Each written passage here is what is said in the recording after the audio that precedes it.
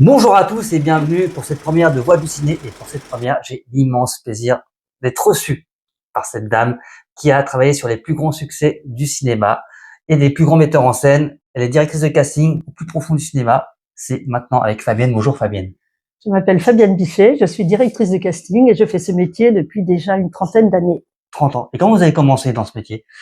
Comment j'ai commencé? Par le plus grand des hasards. En fait, j'étais pas destinée à être directeur de casting. Je voulais être infirmière. Moi, je voulais pas être directeur de casting. D'accord. Je savais pas ce que c'était que d'être directeur de casting. Je travaillais à l'hôpital de Fontainebleau. Et un jour, j'ai vu un tournage au château, qui se passait au château de Fontainebleau, un film d'époque. Jolie robe, jolie fille. Enfin, un film qui projette ailleurs. Et qui me dit qu'il y a des métiers qui sont quand même plus faciles et plus légers que d'autres. Moi, je travaillais aux soins palliatifs.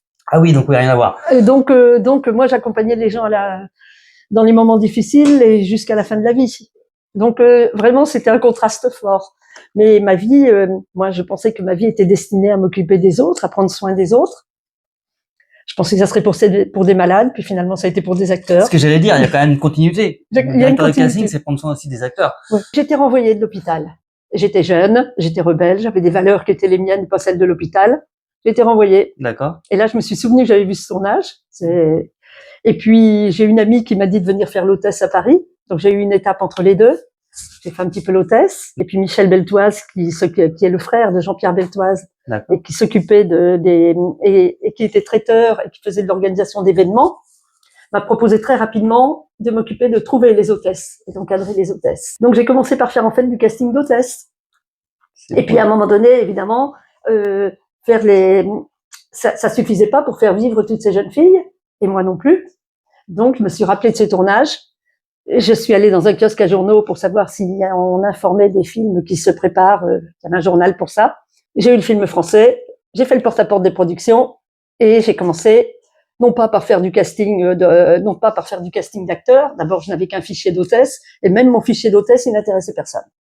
Mais la première production qui a eu envie de travailler avec moi, eux, ils cherchaient des enfants. Donc, j'ai rangé mon fichier d'hôtesse, j'ai fait les sorties d'école et j'ai été chercher des enfants. J'ai présenté à la production jusqu'à ce que je trouve. C'était pour quel film? L'école est finie. L'école est finie. D'Olivier Nolin. Oui, je vois. Mon premier film. Votre premier film.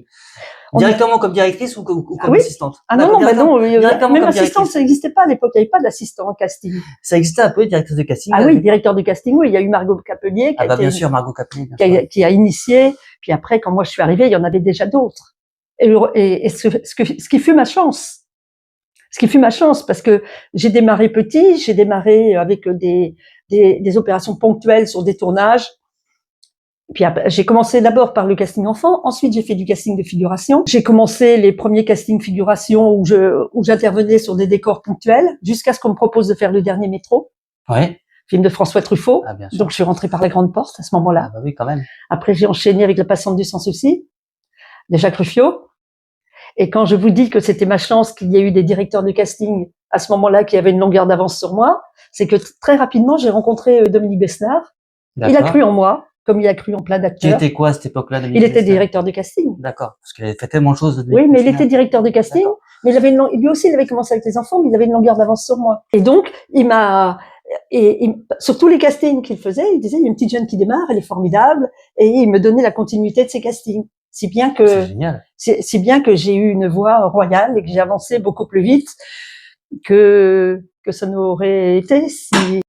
Et comment tu l'as rencontré? Sur un tournage.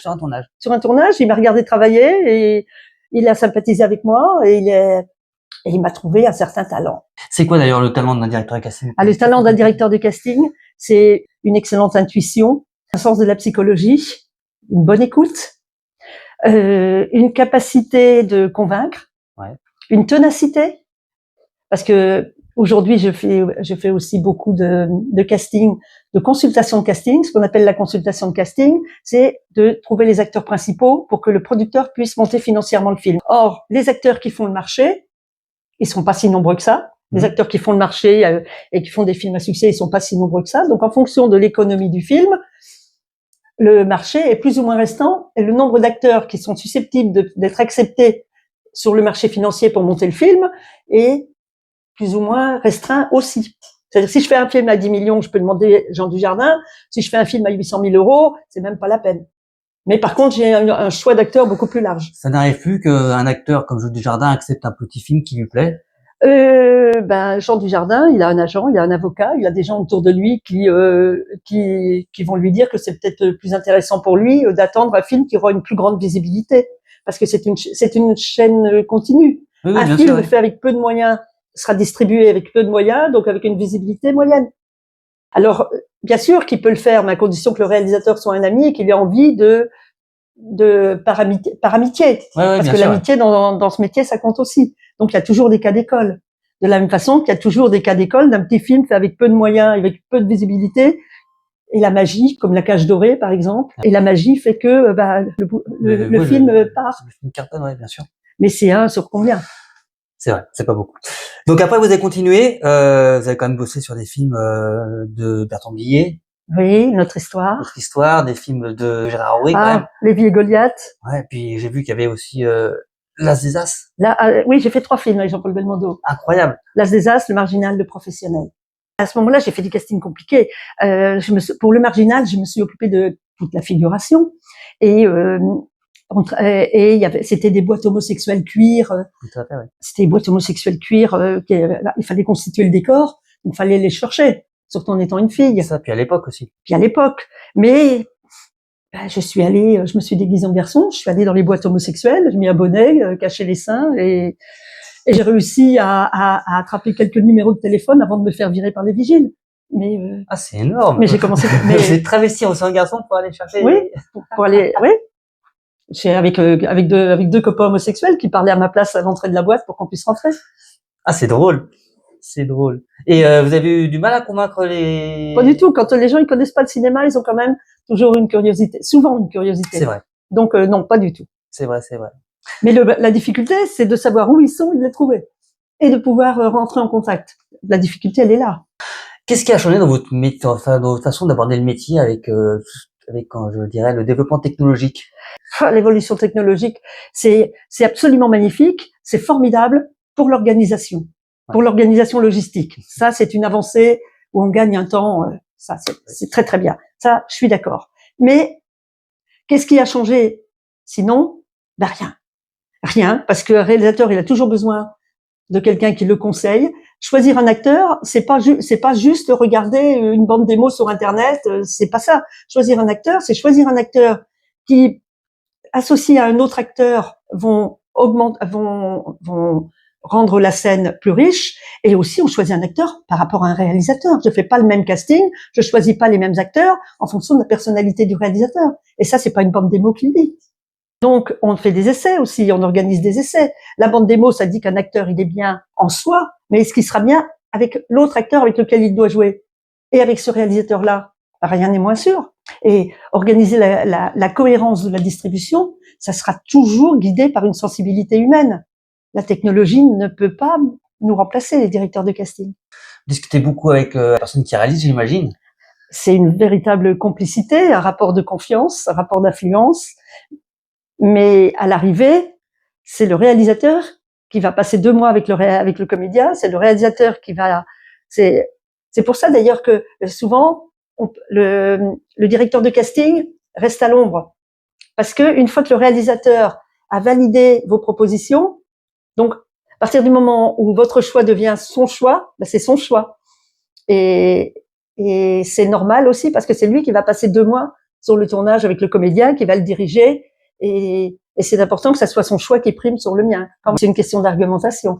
Moi, déjà au départ, il faut que je mesure quelle est sa vision et rentrer dans sa vision de réalisateur. Ce qui fait, en fait, si j'ai bien compris, vous commencez par lire le scénario, discuter avec la personne qui réalise.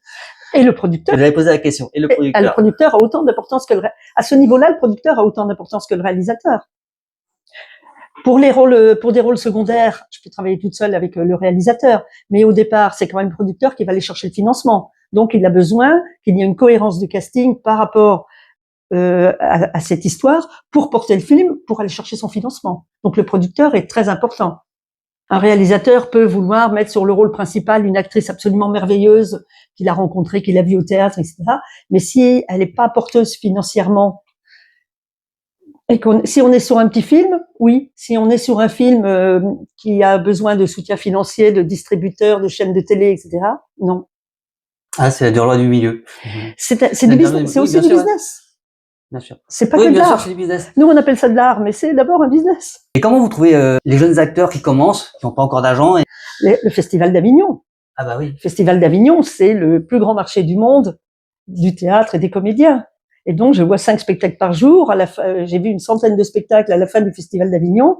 Et je fais mes fichiers. C'est le catalogue du Festival d'Avignon, tous les lieux où ça se passe. Et bien sûr, j'ai pas vu les 1500 spectacles. Moi, j'en aurais vu une centaine. Et je tiens un cahier sur lequel je prends mes notes, sur les acteurs que j'ai rencontrés. Et ce cahier me sert toute l'année pour mes distributions. Et donc, je fais mes fiches, je prends des notes, je repère plein de comédiens au Festival d'Avignon.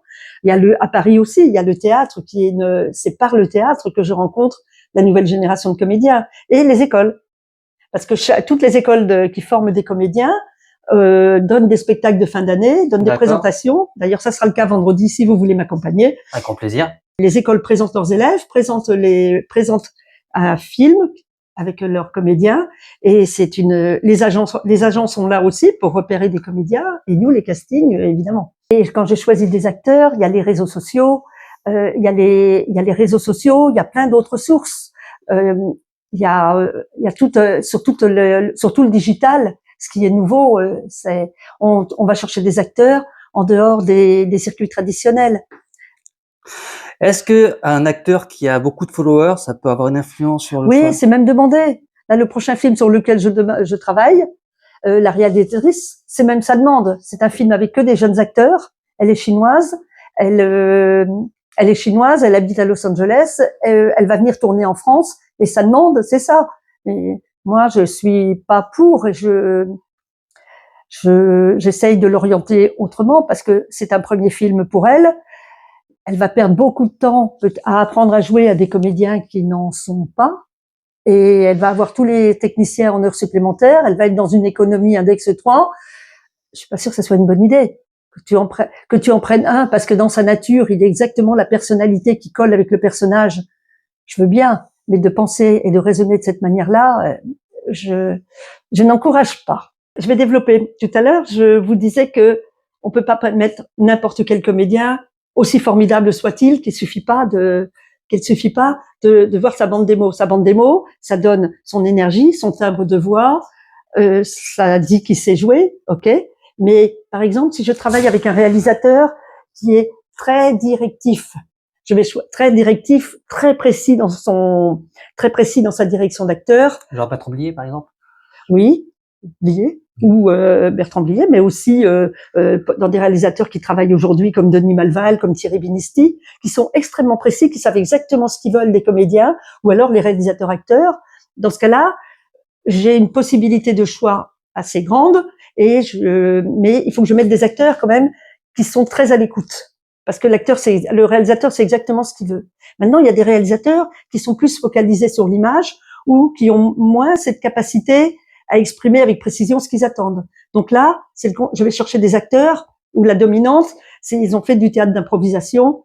Ou alors quand j'ai des réalisateurs qui sont tourmentés ou angoissés, au contraire, je vais essayer de mettre des acteurs en face qui ont une personnalité bien assise, une bonne confiance en eux et qui se déstabilisent pas parce que ils sont en face d'un réalisateur, ils disent c'était bien, et le réalisateur... Ouais, je comprends. D'où le côté psychologue aussi. D'où toute la psychologie de ce métier. De la même façon que si je suis avec un jeune cinéaste qui arrive du court-métrage, qui fait son premier long, si je choisis un acteur qui est cérébral, c'est-à-dire qui a besoin d'échauffement, de répéter, d'avoir plein de consignes avant de se lancer, pour être juste au moment où on tourne, et que je le mets en face d'un acteur qui est totalement instinctif, ça veut dire que il y en a toujours un des deux qui est pas prêt. C'est-à-dire que plus on tourne, plus l'acteur qui a besoin de répétition va être bon, et plus l'acteur qui est instinctif va se demander ce qu'on attend de lui et va se perdre. Si je suis avec un réalisateur qui sait pas diriger les comédiens, eh bien, ça scène, il y en aura toujours un des deux qui sera pas bon. Ouais, je comprends. De la même façon que si je suis avec un réalisateur peu expérimenté aussi, je vais plutôt choisir des acteurs qui ont une bonne expérience du théâtre.